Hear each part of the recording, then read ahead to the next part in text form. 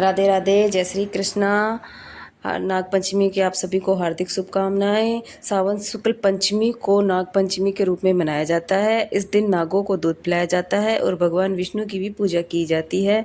मान्यता है कि इस दिन विधि पूर्वक पूजा करने से काल सर्प योग से मुक्ति मिलती है और घर में सुख समृद्धि आती है। नाग पंचमी का त्यौहार क्यों मनाया जाता है, ये मैं अपनी वीडियो में आपको बताऊंगी। वीडियो में आगे बढ़ने से पहले मेरे चैनल को सब्सक्राइब और लाइक करने वालों को भगवान नाग देवता उसके घर में सुख समृद्धि और धन संपत्ति से भर देंगे। जब अर्जुन के पुत्र और परीक्षित के पुत्र जनमेद को पता चला कि उनके पिता की मृत्यु तक्षक सांप के काटने से हुई थी तो उनको बड़ा गुस्सा आया और उन्होंने सारी नाग जाति को नष्ट करने का निर्णय कर लिया। उन्होंने सारी नाग जाति को नष्ट करने के लिए सर्वशस्त्र नामक यज्ञ का आयोजन किया गया। यज्ञ में जैसे जैसे आहुति लग रही थी वैसे वैसे एक एक करके सारे सांप जो जहाँ जहाँ छिपे बैठे थे, कोई समुद्र में, कोई पहाड़ में, कोई खेतों में, कोई जंगल में, जहाँ भी छिपे बैठे थे सभी सांप एक एक करके कुंड में गिरने लगे, यानी कि हवन कुंड में गिरने लगे। तक्षक नाम के सांप को बहुत डर लगने लगा और वो बोला कि अब तो मेरा भी नाम आएगा, मेरे नाम की आहुति लगेगी। तो वो डर के इंद्रदेव के सिंहासन के पीछे छिप के बैठ गया।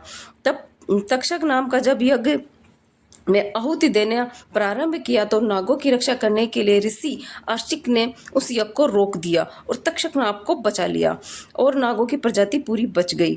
अग्नि से झुलसे हुए तक्षक सांप को बहुत ज्यादा गर्मी लग रही थी और वो बोल रहा था कि मुझे बहुत ज्यादा अग्नि से पीड़ा हो रही है, मुझ पे कोई दूध डालो।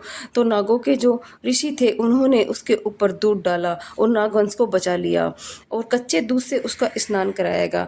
तभी से माना जाता है कि उसी दिन से नाग पंचमी मनाई जाती है और नागों को दूध पिलाया जाता है। नागों की जो मम्मी होती है, जो उसका बिल होता है, उसके ऊपर जाके सभी सुहागन महिलाएं पूजा करती है, पूजा अर्चना करती है और अपने सुहाग की लंबी आयु के लिए प्रार्थना करती है। सुहागन महिलाओं के लिए नाग पंचमी बहुत अच्छा त्योहार है और इस दिन नाग पंचमी के दिन सभी सुहागन महिलाओं को मम्मी में जाके पूजा करनी चाहिए और नाग देवता को दूध पिलाना चाहिए।